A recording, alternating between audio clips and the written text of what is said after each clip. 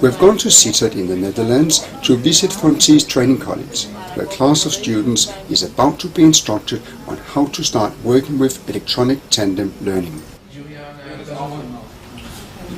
We're going to do the first bits in the email tandem project. I already explained it briefly to you, but I'm going to do that again, the introduction in short, and then get started. Yeah? So maybe here and there I need to explain something that you already know, but your first year, as you know, you have your writing course. In your writing course you do a bit of traditional work in class, writing summaries, writing personal letters and writing formal letters. Now, the part of personal letter writing can be done, again, traditionally or through email tandem work. Now, email tandem work works like this. You are teamed up with an English-speaking student somewhere else in the world, but his or her native language is English, and he or she wants to learn Dutch. So you are teamed up in a bilingual pair. The aim is to improve your English writing skills. So you write English to your email partner, and he or she can correct your English and help you improve your English writing skills. They want to learn Dutch, so they'll write to you in Dutch, and you can help them with that by correcting them. So you are both working on your writing skills in your target language.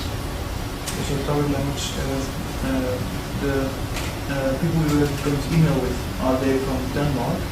No, they're from any English-speaking country in the world. They can be from any English-speaking world because their native language should be English. Where they come from is not relevant because they might be living here in the Netherlands. There are a lot of British people or American people that live in the Netherlands, and they might also come across this project on the internet, which I'll show you later on where to find, and they might get into this project not because they're college students, but because they are English speakers who want to improve their Dutch. So it's not the case that you will all be writing, corresponding with college students like yourselves. Right? It could be someone who's a mature student or a mature person who married a Dutch person and wants to improve Dutch for that reason. Yeah? Or came to work in the Netherlands and wants to improve their Dutch for that reason. Okay, so improving your writing skills in the target language is one. The other thing is you want to learn from this person, not just because they correct your English, but also because they are going to write their letter partly in Dutch, to practice their Dutch, but also partly in English to provide you with authentic English input from which you can learn a lot, things that you can't learn from a textbook. Yeah? And if you write with a peer, it'll be everyday English spoken by people like yourselves. Okay? So improving writing skills, but also picking up language from authentic input. And the third thing is cultural exchange. The people that you write with come from the English-speaking world. You're English students, so you want to know things about the English-speaking world, and that's what you can exchange as well.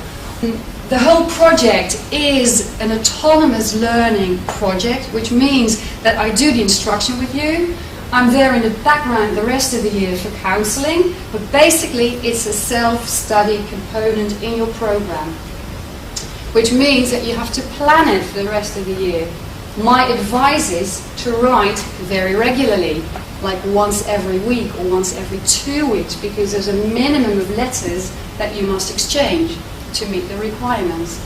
They must be of sufficient length, they must be of sufficient quality. You all know where to find our website, so I'm going to point out 2 websites that you need to prepare for the project and to get started. Once you really want to start, there is a link to the eTandem project on the site of the University of Bochum in Germany, which is the university that started the entire international e-learning eTandem project.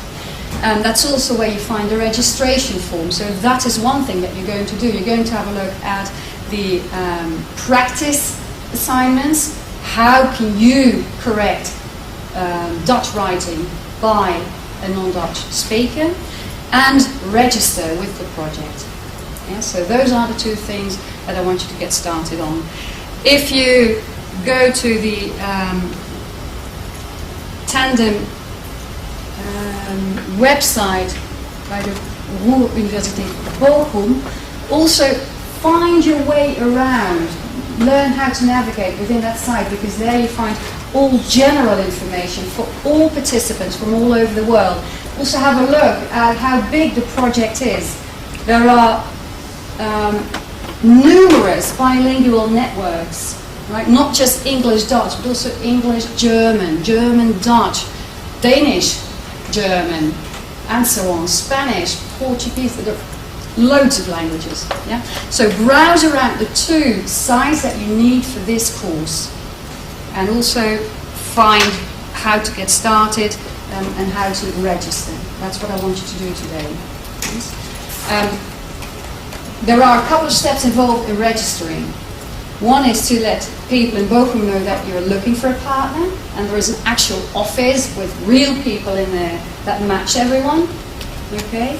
But you also have to register with the program itself, and by doing that you receive all the emails that people send to the English-Dutch forum. And that is not a real office, that's an automated thing. So don't say, hi, I'm so-and-so, I'd like to register, just use the command, just follow the steps on the website, how to fill that in. Yeah? Because apart from writing one-on-one with an email partner, we also have a forum to which you can write if you want to discuss or start a discussion more broadly, right, with all participants within the English-Dutch network. Okay, I suggest that you go and register and have a look at the assignments. Yeah? And I'll be walking around to help you. And there are some preferences that you can fill in here and there, so have a good look. Yeah?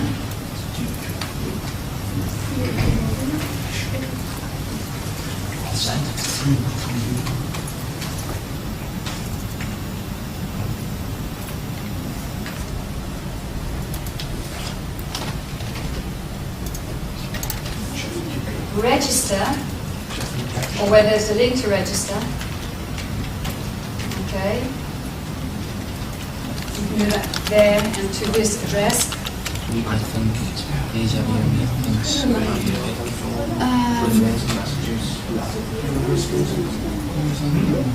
Yes. But doesn't it also say cultural exchange or something? Is that one option? If you look at all the specifications in the registration form, the request form, you can also check that you want contact by telephone, video conferencing, all that. There is an option of having chat sessions with your email partner if he or she would like to do that as well, right? And then you can replace no more than 3 letters by 3 chat sessions. But the requirements are the same. The number of words that you write and also the quality. Higher education.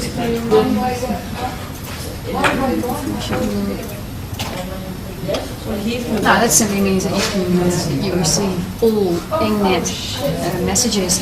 If you registered with the EngNet list, you will receive all forum messages. So what I'll do later today or tomorrow, I'll send you a test email and I'll send it to the EngNet forum. And if you successfully subscribed, you should receive my mail. You don't have to act upon it, but at least you'll know that you've subscribed successfully. This is also where you can, so I'm looking at this address now. This is also the address where you can just mail your messages. However, if you click on the link, it won't work. You'll just have to copy and paste the address into your message. Yeah? Another thing goes for any email correspondence, and I've had some correspondence already with you. Always use the subject line, please. Always, in any email message. Yeah. The other thing that's important to read is the page or the link here, hints. Yeah. There are a few publications that you can get downstairs in the library that can help you correct the English speaker's Dutch. So that's another thing that you need to read through. I must say it's quite a lot of information to all put in one session. Yeah, that's why we're going to have a follow-up session in 2 or 3 weeks' time. Yeah. Okay. The best thing is just to take your time to go through all the pages in this website. You just need to read through. I can tell you everything, but that would be too much. Take your time, sit down a couple of times, read it bit by bit, and do the assignments. Yeah? And then in 2 or 3 weeks' time, I'll set up a follow-up session, and then we can have a look at how you did those assignments. Yeah? Basically, we say write 50% of your letter in Dutch and 50% in English for your own practice and authentic input for your partner. But it can be that through other sources, not through the Bochum project, through the Tandem agency, but through other sources, you are teamed up with someone who doesn't want to learn any Dutch, who would like to learn about Holland, yes, but not necessarily learn Dutch. So it could be that all your correspondence is 100% in English. Yeah? Of course, the original eTandem project from Bochum was set up for partners who have mutual benefit from the project. In a bilingual pair, yes. But it can be that you go and write with someone who doesn't need to practice Dutch, and then it's not mutual benefit; it's just your benefit, mostly. Yeah, so it depends. If you get a partner from this project, really from Bochum, then yes, you'll need to do that. Unless your partner says, well, my level in Dutch is still too low to do 50% of my letter in Dutch, I prefer 25% and the rest I'll do in English, fine. Yeah? Even better for you, I guess. Yeah, but these are the sort of things that you will have to arrange with your individual partner. You agree on how to write, what to write about, and how to correct each other. And there are also hints on how to correct each other. Are you going to correct every single mistake? No, it's very demotivating. You select a number of mistakes or a category of mistakes. Yeah?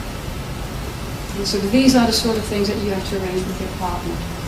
Okay, well, you've made the first steps. Next time we'll continue.